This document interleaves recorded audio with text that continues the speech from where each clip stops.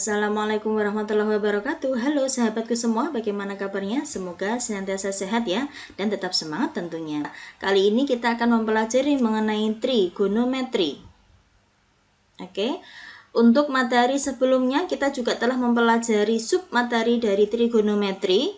Masih ingat tentunya ya, andaikan kita memiliki sebuah segitiga siku-siku seperti ini misalkan. Siku-sikunya di titik A, kemudian di sini ada titik B, di sana ada titik C. Kemudian, andaikan kita punya sudut lancip di sini, di sudut B, andaikan kita namai dengan alfa begitu. Nah, masih ingat ya? Sinus dari sudut alfa itu nanti bisa didapat dari mana? Perbandingan antara sisi depan sudut dengan sisi miring, sin demi. Kemudian untuk cos, apa sahabat? Iya, betul, sami. Kemudian kalau tangan, iya, desa, yaitu depan samping. Mana depan miring samping? Nah, kalau alfanya di sini, alfa itu sudut yang kita maksudkan ini ya, maka nanti hadapnya kemana? Anggapan mata. Oh, berarti hadapnya ke sini, maka ini sisi depan. Kemudian, depan dari sudut siku-siku itu adalah sisi miring. Kemudian, selainnya adalah sisi samping. Kemudian sahabat, kita juga telah mempelajari nilai perbandingan sudut istimewa ya. Ada 0 derajat, 30, 45, kemudian 60 dan juga 90. Biasanya kita mudah pakai jari ya untuk menentukannya. Sin cos. Nah, anggap ini. Mulainya dari 0, kemudian setengah, lalu setengah akar 2, lalu setengah akar 3, kemudian 1. Lalu sahabat, untuk sin, kita ingat bahwa sin itu nilainya naik, artinya dari 0 menuju ke 1, itu sinus. Oh, jadi sinnya 0 derajat itu 0, sin 30 derajat itu setengah, sin dari 45 derajat setengah akar 2, sin dari 60 derajat adalah setengah akar 3, kemudian sin 90 adalah 1. Kemudian untuk cos, nah kalau cos kebalikan dari sin nilainya menurun sahabat. Menurun bagaimana? Dari besar ke kecil, berarti ke sini arahnya. Itu untuk cos. Jadi cos 0 derajat 1, cos 30 derajat adalah setengah akar 3, cos 45 derajat adalah setengah akar 2, cos 60 adalah setengah, kemudian cos 90 adalah 1. Ini adalah materi prasyarat yang harus kita ketahui. Nah, andaikan ada pertanyaan, nah ini kan untuk segitiga siku-siku ya, untuk sin demi, cos sami, tan desa. Nah, andaikan nanti ketemu segitiganya nggak siku-siku, bagaimana menentukan besar sudutnya mungkin, atau mungkin menentukan panjang sisi segitiganya, atau mungkin menentukan perbandingan trigono dari sudutnya. Nah, kita manfaatkan aturan sinus. Nah, aturan sinus nanti bisa kita manfaatkan untuk apa saja? Nah, kayak tadi, untuk menentukan panjang sisi misalkan. Panjang sisi suatu segitiga. Bisa juga untuk menentukan besar sudut suatu segitiga. Bisa juga untuk menentukan berapa perbandingan trigonometri. Perbandingan trigonometri dari suatu sudut pada sebuah segitiga. Nah, untuk aturan sinus nanti memudahkan kita mengerjakan ketika kita menemui segitiga yang bukan siku-siku. Oke, sahabat. Nah, bagaimanakah bunyi dari aturan sinus itu sendiri? Andaikan kita memiliki sebuah segitiga A, B, C. Kemudian, andaikan sisi di depan sudut A misalkan, kita namai dengan A kecil. Ini ya, A-nya di sini, maka sisi depannya yang mana? Oh, yang sini. Seret, ini A kecil. Kemudian sisi di depan sudut B adalah B kecil. Lalu sisi di depan sudut C adalah C kecil. Nah, maka bunyi dari aturan sinusnya adalah perbandingan antara sisi A dengan sin sudut di hadapannya, yaitu sudut A ya, itu akan sama dengan perbandingan antara B dengan sin sudut di hadapan dari sisi B, yaitu sudut B, akan sama dengan perbandingan antara C dengan sin sudut di hadapannya, yaitu sudut C. Oke, kita ke contoh nomor 1. Andaikan kita memiliki sebuah segitiga PQR. Nah, bagaimana ya bunyi dari aturan sinusnya? Nah, perlu diingat, sinus tadi pasangan antara sisi dengan sudut di hadapannya, sinusnya ya. Jadi, kita namai dulu untuk memudahkan saja sahabat. Di sini ada sudut P, oh berarti depannya. Nah, itu adalah kita namai dengan P kecil. Oke. Kemudian ada sudut Q, berarti depannya kita namai dengan Q kecil. Lalu ada sudut R, berarti depannya kita namai dengan R kecil. Maka perbandingan dari bunyi dari aturan sinusnya adalah P per sin P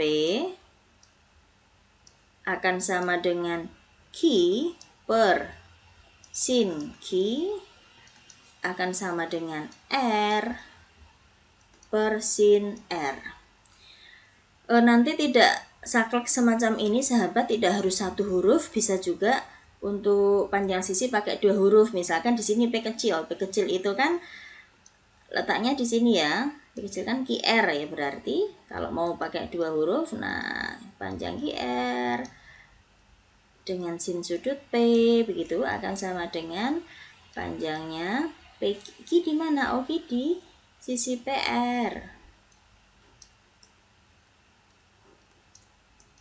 Lalu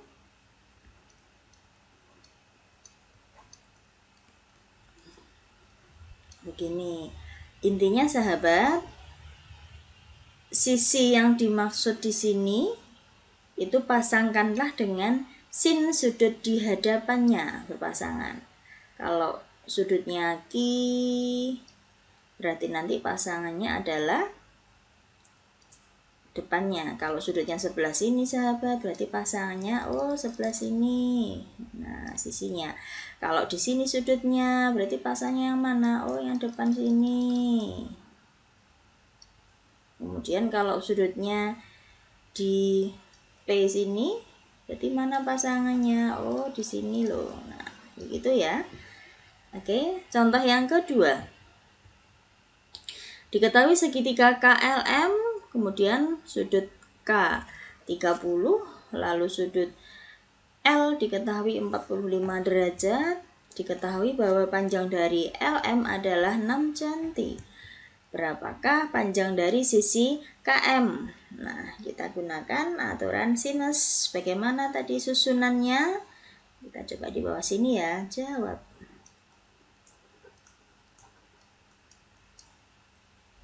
Karena yang diketahui adalah 2 sudut K dan L, maka nanti kita cukup menggunakan sisi-sisi di hadapan sudut K dan sudut L. Berarti kalau K pasangannya adalah yang 6, jadinya ditulis dulu boleh LM begitu per sin K. Begini ya sahabat, akan sama dengan yang L. L depannya siapa? KM per sin L. Berikutnya sahabat, LM-nya 6. Lalu sin K, K-nya berapa derajat ya? 30. KM-nya enggak tahu. Lalu L-nya 45 derajat. Lalu bolehkah 30 dengan 45 jeling-jeling? Enggak bisa ya, karena ini adalah sinus yang diharapkan. Jadinya 6 per berapa nilai sin 30? Setengah.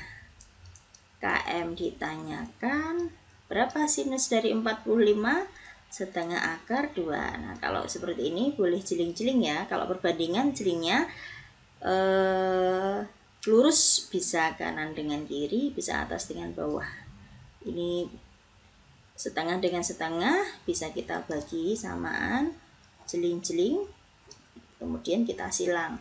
Jadi KM sama dengan 6 akar 2 cm. Ini ya sahabat. Oke, yang berikutnya contoh yang ketiga. Pada segitiga ABC, nah ini belum ada gambar sahabat, maka nanti kita gambarkan terlebih dahulu.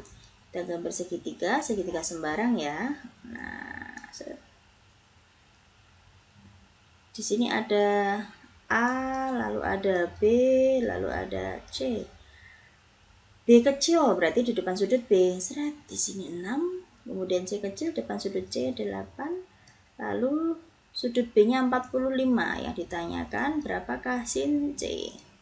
Ya, gunakan aturan sinus. Berarti aturan sinusnya bagaimana? Nah, dilihat pasangan dari sisi dan sudut di hadapannya. Berarti 6, pasangannya nanti dengan yang mana? Oh, dengan sudut ini. Kemudian kalau 8 nanti pasangannya dengan yang mana? 8 pasangannya dengan yang ini. Jadinya langsung angkanya saja ya. 6 kita bandingkan dengan sin sudut 45 derajat sama dengan 8 per sin sudut C. Kemudian karena kalau perbandingan jelingnya bisa lurus ya.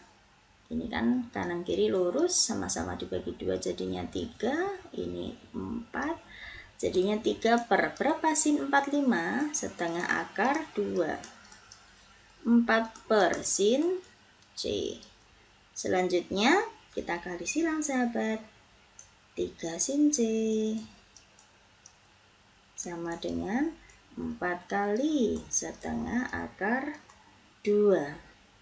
Selanjutnya ada yang bisa dijeling ya. Nah, jeling-jeling 4 dengan 2, 2. Jadinya sin C adalah 2 akar 2 per 3. Bisa dituliskan 2 per 3 akar 2. Baiklah sahabat, demikian untuk materi aturan sinus kali ini. Semoga bermanfaat, belajar kapanpun, dimanapun, dan dengan siapapun. Wassalamualaikum.